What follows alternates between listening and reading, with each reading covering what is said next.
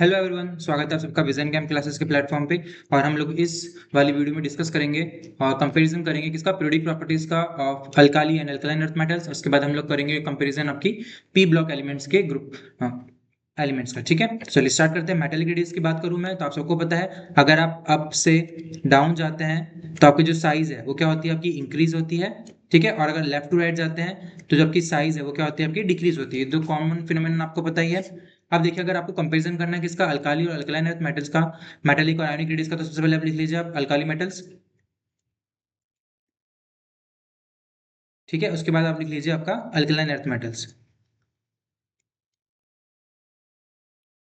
कुछ ही नहीं करना। देखिए, सबसे पहले क्या करेंगे आप, एक लाइन बनाएंगे। सबसे ज्यादा एटम मेटल ग्रेडियंट्स होगी सीजियम की, देन रुबिडियम, कैल्शियम, वो पोटेशियम। ठीक है, फिर आ जाएंगे नीचे आप किस पे, बेरियम पे, देन स्ट्रोंशियम, स्ट्रोंशियम, फिर कैल्शियम। ठीक है, तो एन बनाना है आपको और फिर क्या करना है, zigzag line, sodium, magnesium, lithium और बेरिलियम। ठीक है, तो इस तरह से आप लोग याद रख सकते हैं क्या, मेटल ग्रेडियंट्स का ऑर्डर इंपॉर्टेंट ऑर्डर है, बहुत सारे एग्जाम में पूछा गया है।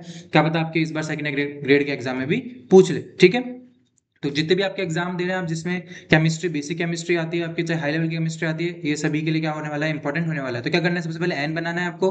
कहाँ से स्टार्ट करेंगे, सीजियम से, कहाँ तक जाएंगे, कैल्शियम से, और फिर क्या करना है, उल्टा जिगजैग बनाना है, सोडियम, मैग्नीशियम, लिथियम, बेरिलियम। ठीक है, तो ये क्या ऑर्डर हो गया आपका मेटेलिक रेडियस का। अगर आप आयनिक रेडियस की बात करें तो एक ऑर्डर चेंज होता है इसमें, कौन सा, आपका सोडियम कैल्शियम का और लिथियम मैग्नीशियम का। ठीक है, ये दो चीज याद रखनी है आपको, जो इसमें आपका ऑर्डर क्या होता है, चेंज होता है। इधर कैल्शियम की ज्यादा होती है सोडियम से, लेकिन आयोनिक रेडियस किससे ज्यादा होती है, सोडियम से, सोडियम की कैल्शियम से। इधर मैग्नीशियम आता है पहले लिथियम से, इधर कौन आता है, लिथियम आता है पहले मैग्नीशियम से। ठीक है, तो ये दोनों चीज वैसे इंपॉर्टेंट कौन सा है आपका, metal radius. Ionic radius very low chances है कि वो आपसे पूछेगा।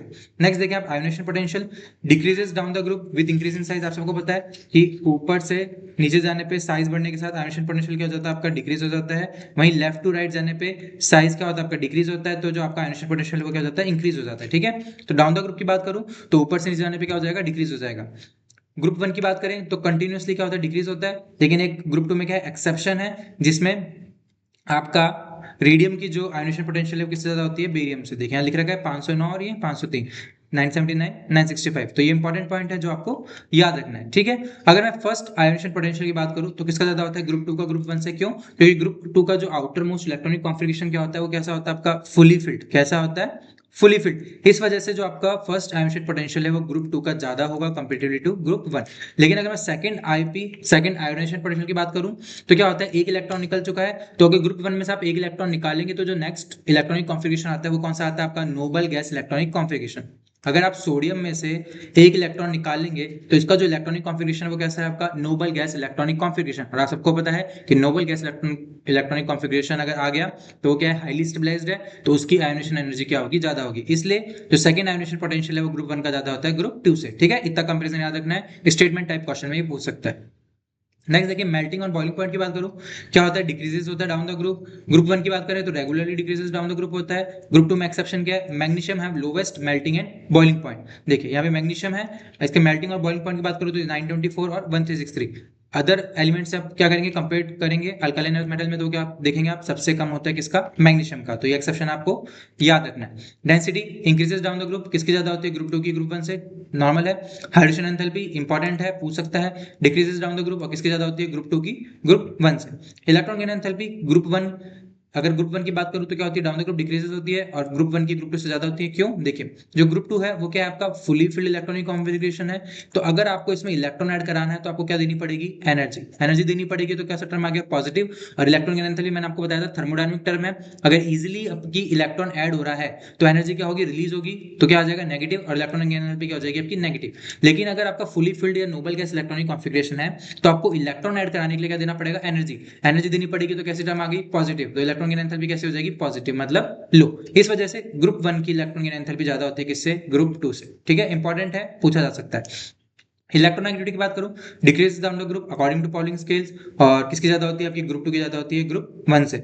Diagonal relationship another important factor, lithium और मैग्नीशियम क्या शो करते हैं, आपके डायगोनल रिलेशनशिप, और इधर बेरिलियम और एल्यूमिनियम। ठीक है, तो यहाँ पे कुछ कंपेरिजन है अल्काली मेटल्स और अल्कलाइन अर्थ मेटल्स के। ये सारी प्रॉपर्टीज इंपॉर्टेंट है, इसमें से कहीं से भी एक भी क्वेश्चन बना सकता है। Solubility of carbonates, stability of carbonates, bicarbonates भी है, सल्फेट्स, नाइट्रेट्स और हाइड्रोक्साइड। तो आप लोग आपके हिसाब से जो ट्रिक लगा सकते हैं, जनरली जो बिग मेटल आयंस है, बिग आयंस है, जैसे आपके कार्बोनेट हो गया, सल्फेट हो गया, नाइट्रेट हो गया, इनकी डाउन द स्टेबिलिटी क्या होती है, इंक्रीज होती है with increase in the size of the metal cation. ठीक है, तो आप लोग हल्की सी थ्योरी और फिर इसको सभी जो आपके ऑर्डर दे रखे हैं उनको आप अच्छे से याद कर लीजिए, क्योंकि जैसे क्वेश्चन पूछ सकते हैं in group 2 which of the following carbonates is most stable, तो आपको पता होना चाहिए कि ऊपर से नीचे जाने पे स्टेबिलिटी क्या होती है, इंक्रीज होती है, तो सबसे ज्यादा स्टेबल कौन आ जाएगा आपका, BaCO3। ठीक है, तो इस टाइप से एक क्वेश्चन भी इससे आपका आरपीएससी पूछ सकता है। ठीक है, ये रेफरेंस बुक्स है, ये आपकी के रमा राव की बुक है जो IIT JEE के लिए बनाई है, और ये आपकी एटकिंस है। ठीक है, सबने सुना हुआ एटकिंस के बारे में, तो वैलिड डेटा है। अगर इसमें से कुछ क्वेश्चन आता है और आरपीएससी अगर कोई और आंसर देती है तो हम लोग ऑब्जेक्शन फिल कर सकते हैं। ठीक है, तो ये बात थी alkali and alkaline earth metals की। अब हम दूसरी प्रॉपर्टी देखें तो हमारे पास है पी ब्लॉक एलिमेंट्स के बारे में। एक पीडीएफ मैं पहले शेयर कर चुका हूं जिसमें मैंने इंडिविजुअल ग्रुप का कंपैरिजन बता रखा है आपको। तो आज अमॉन्ग द पी ब्लॉक पूछा है, ये सब एनसीईआरटी के आपके इमेजेस हैं। ठीक है, ज्यादा इंपॉर्टेंट इसमें नहीं है। पहला है atomic radius increases as we go from left to right. Left to right जाने पे क्या होती है, एटॉमिक रेडियस इंक्रीज होते हैं। लेकिन आपको पता होना चाहिए कि जो नोबल गैसेस है पीरियड में सबसे ज्यादा क्या रखता है, साइज रखते हैं। ठीक है, इंपॉर्टेंट है। नेक्स्ट इलेक्ट्रोनेगेटिविटी की बात करूं, increases as we go from left to right. Left to right जाने पे क्या होती है आपकी इलेक्ट्रोनेगेटिविटी इंक्रीज होती है। इंपॉर्टेंट पॉइंट क्या है यहाँ पे, जो क्लोरीन की इलेक्ट्रोनेगेटिविटी है वो किससे ज्यादा होती है, नाइट्रोजन से। कहीं कहीं पे आपको दोनों की सेम मिलेगी, यहाँ पे बच्चे बहुत कंफ्यूजन होते हैं, तो इसको इंपॉर्टेंट मार्क कर लीजिए। याद रखना है किसकी ज्यादा होती है, क्लोरीन की, किससे, नाइट्रोजन से। ठीक है, ये सारे, ये वाली जो बुक है ये एटकिंस से लिया हुआ डेटा है मेरा। यहाँ देख सकते हैं नाइट्रोजन की कितनी है 3.04, क्लोरीन की कितनी है 3.16। एनसीईआरटी को भी अगर आप रेफर करेंगे तो एनसीईआरटी में भी नाइट्रोजन की कितनी दे रखी है 3.0, एंड जो आपकी क्लोरीन की दे रखी है वो कितनी दे रखी है आपकी 3.2। तो क्लोरीन की क्या है, ज्यादा है नाइट्रोजन से। ठीक है, तो ये वाला इंपॉर्टेंट पॉइंट है जो आपको याद रखना है कि जो क्लोरीन की इलेक्ट्रोनेगेटिविटी है उससे होती है नाइट्रोजन से। दूसरा भी याद रख सकते हैं सल्फर, कार्बन, हाइड्रोजन और फास्फोरस। ठीक है, इंपॉर्टेंट अभी तक नहीं पूछा है, क्या पता इस बार पूछ ले। तो आपको याद रखना है कि सल्फर की इलेक्ट्रोनेगेटिविटी ज्यादा होती है किससे, कार्बन से, देन हाइड्रोजन, देन फास्फोरस। ठीक है, सिंपल से है, ज्यादा आपको टेंशन लेने की जरूरत नहीं है।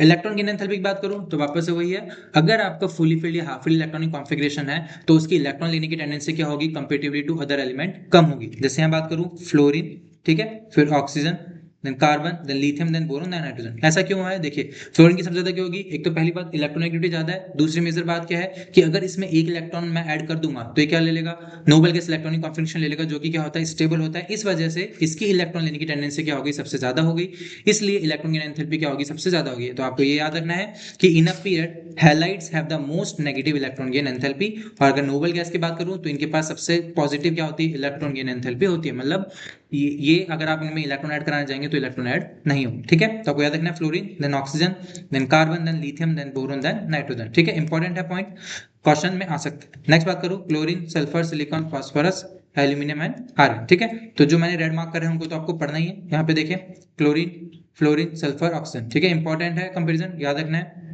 यहाँ पे सिलिकॉन, कार्बन, एल्यूमिनियम, बोरोन और नाइट्रोजन का मैंने कंपैरिजन किया है। ठीक है, ये आपकी टेबल है किसकी, इलेक्ट्रोनेगेटिविटी की, ये वाली तो इलेक्ट्रोनेगेटिविटी की है, ये आपकी इलेक्ट्रॉन गेन एंथैल्पी की। यहाँ से आप वैल्यू देख सकते हैं, जितनी ज्यादा नेगेटिव में इलेक्ट्रॉन गेन एंथैल्पी की वैल्यू होगी उतना ही क्या होगा आपका, मतलब उसकी इलेक्ट्रॉन को लेने की टेंडेंसी क्या होगी, ज्यादा होगी। ठीक है, जितनी ज्यादा इलेक्ट्रॉन गेन एंथैल्पी की नेगेटिव वैल्यू, उतनी इलेक्ट्रॉन टेंडेंसी लेने की क्या होगी, भी ज्यादा होगी।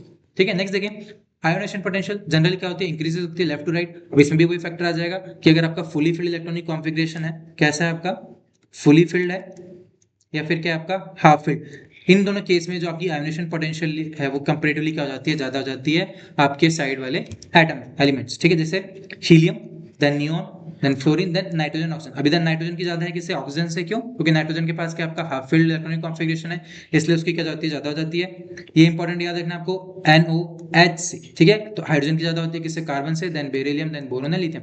यहाँ पे भी देखिए मेटल चेंज है बेरिलियम और बोरोन में। क्यों, देखिए बेरिलियम पे क्या है, outermost fully filled electronic configuration, और बोरोन के पास क्या होता है, एक इलेक्ट्रॉन होता है, इसलिए बोरोन की ज्यादा होती है आयोनेशन एनर्जी किससे, आपकी बोरोन से। Next chlorine, phosphorus, silicon, sulphur, silicon, magnesium, aluminium. ठीक है, तो आपको कंपेरेटिवली स्टडी करनी है। बहुत सारे क्वेश्चन पूछे गए हैं, चाहे कोई सा भी एग्जाम दे रहे हो आप, चाहे second grade, first grade, assistant professor, UPSC, कोई सा भी छोटे छोटे एग्जाम दे रखा है, आपको एक या दो क्वेश्चन प्रिडिक्ट प्रॉपर्टीज के आपको मिल जाएंगे। ठीक है, अगर मैं सेकंड डायमेंशन एनर्जी की बात करूं तो अब क्या होगा, इनमें से एक एक इलेक्ट्रॉन निकल गया, मतलब ये क्या बनेंगे, आपके सक्सीडेड एलिमेंट्स बन जाएंगे। जैसे अगर मैंने देखिए फ्लोरीन में से एक इलेक्ट्रॉन निकाल दिया तो वो क्या बन जाएगा आपका ऑक्सीजन, ऑक्सीजन में से इलेक्ट्रॉन निकाल दिया तो क्या बन जाएगा, नाइट्रोजन। तो अब अपन को क्या करना है, इनके पीछे वाले जो एलिमेंट्स है उनकी आयोनेशन एनर्जी को लेते हुए सेकेंड आयोनेशन एनर्जी आपको फाइंड आउट करनी है। जैसे देखिए ऑक्सीजन और फ्लोरीन में ऑक्सीजन का ज्यादा क्या हुआ, अब देखिए यहाँ पे फ्लोरीन क्या बन गया आपका ऑक्सीजन, फ्लोरीन क्या बन गया ऑक्सीजन, और जो ऑक्सीजन था वो क्या बन गया नाइट्रोजन। और आप सबको पता है कि नाइट्रोजन की इलेक्ट्रॉनिक आयोनेशन पोटेंशियल ज्यादा होता है किससे, ऑक्सीजन से। तो आपका जो सेकंड आयोनेशन पोटेंशियल है वो किसका होगा, ऑक्सीजन का ज्यादा होगा फ्लोरीन से। तो इस तरह से आपको कंपेयर करना है। क्यों, देखिए ओ पे एक इलेक्ट्रॉन निकल गया तो वो क्या बन जाएगा नाइट्रोजन, फ्लोरीन से एक इलेक्ट्रॉन निकल गया वो बन जाएगा ऑक्सीजन। और आपको पता है नाइट्रोजन का इलेक्ट्रॉनिक कॉन्फिगरेशन क्या होता है, हाफ फील्ड होता है, जो कि स्टेबल होता है किससे, ऑक्सीजन के कंपेयर में। इसलिए जो सेकंड आयोनेशन पोटेंशियल है वो किसका ज्यादा होगा, ऑक्सीजन का, किससे, एफ से। ठीक है, तो इस तरह से आप लोग सब कंपेयर कर सकते हैं। तो जो अगर पी ब्लॉक एलिमेंट्स पूछता है तो मेनली इन्हीं के बीच में कंपैरिजन आता है। बाकी इंडिविजुअल जो पीरियोडिक प्रॉपर्टीज और उनके जो ऑर्डर है मैं पीडीएफ पहले ही शेयर कर चुका हूं। ठीक है, अभी भी इसमें भी किसी को कोई दिक्कत हो, आपको लगता है कुछ मिस्टेक है या फिर कोई ऑर्डर समझ में नहीं आता है, तो आप कमेंट करके पूछ सकते हैं। Thank you.